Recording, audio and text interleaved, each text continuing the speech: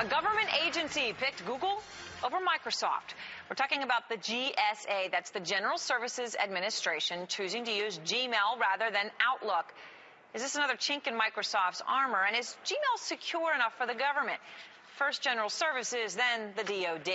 Joining us, Stephen Graham, EC Council Senior Director. Stephen, appreciate you taking the time to be with us.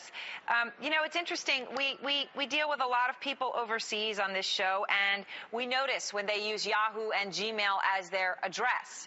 And we always wonder why. And now the U.S. is doing it too. Is it secure, Gmail?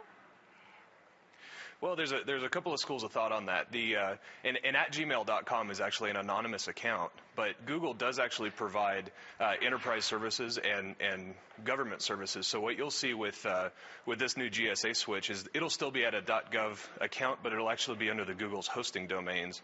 So what they're doing is leaning on Google's security teams and Google's hosting capability. What, so they're actually doing this because they think Google is more secure than Outlook.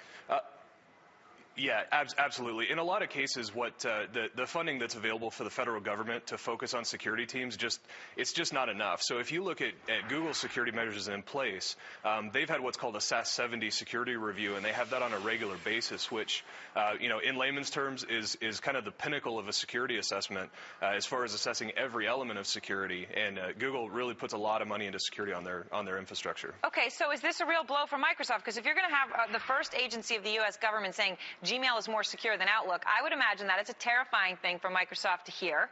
And if the government's going to say it, why won't GE eventually say it? Why won't, you know, Goldman Sachs say it?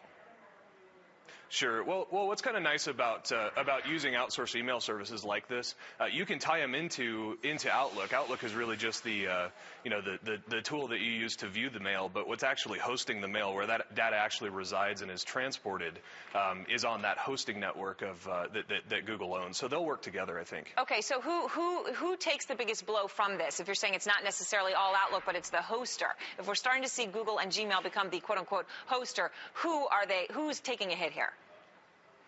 You know, I think a lot of it is the inside infrastructure of the federal agencies. It's looking at, you know, what's our internal capability as a country and those individual agencies to host the data. You know, what personnel do they have and how hard can they really work to secure the information? All right. Well, thank you very much, Stephen. We appreciate it. Pretty interesting question, everyone. What do you think? I mean, Google's going into so many different areas. Are they going to rule absolutely everything, or are they going to end up being kind of weak at all these little things and having overextended themselves?